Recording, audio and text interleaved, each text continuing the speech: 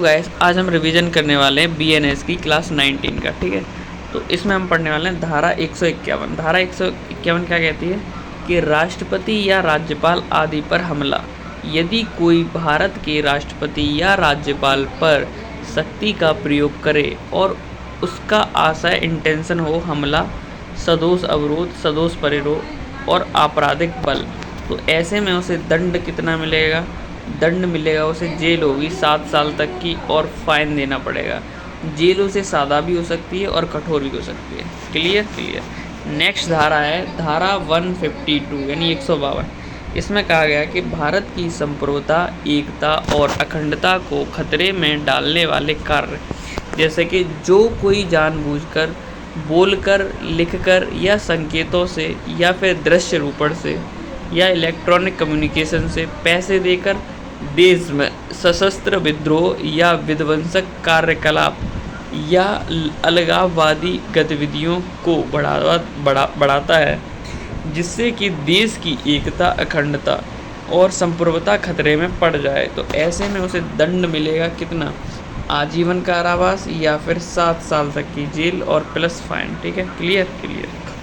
Next बात करते हैं हम धारा 153 की। धारा 153 कहती है कि भारत के साथ मित्रता का संबंध रखने वाले देशों के साथ युद्ध करते हो तो तुम्हें दंड मिलेगा आजीवन कारावास प्लस फाइन या फिर जेल मिलेगी 7 साल तक की और प्लस फाइन। ठीक है, क्लियर। नेक्स्ट धारा की बात करते हैं हम धारा 156। धारा 156 ये कहती है कि लोक सेवक द्वारा राज कैदी या फिर युद्ध कैदी को जानबूझकर भागने देना, ऐसे में तुम्हें दंड कितना मिलेगा? आजीवन कारावास प्लस फाइन या फिर जेल मिलेगी 10 साल तक की प्लस फाइन मिलेगा। क्लियर। नेक्स्ट धारा की बात करते हैं हम धारा 157 लोक सेवक द्वारा राज कैदी या युद्ध कैदी को लापरवाही से भागने देना, इसके लिए दंड मिलेगा तुम्हें जेल 3 साल तक की प्लस फाइन। क्लियर।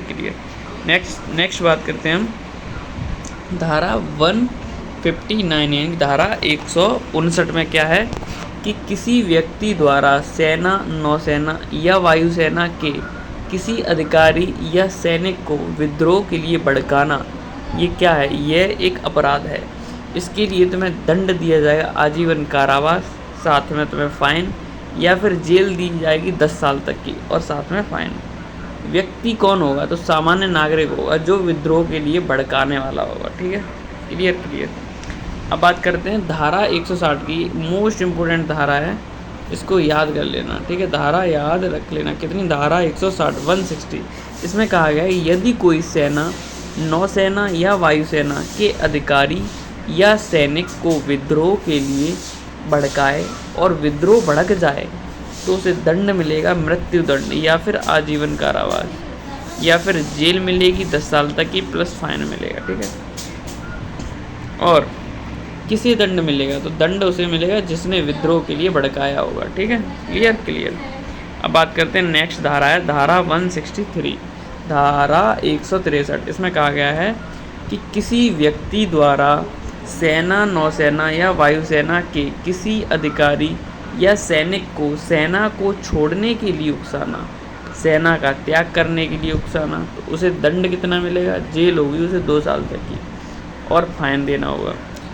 और धारा 164 क्या कहती है? धारा 164 कि भगौड़े सैनिक को शरण देना दंड है, यानी कि अपराध है। इसके लिए दंड क्या है? जेल होगी 2 साल तक की प्लस फाइन। क्लियर।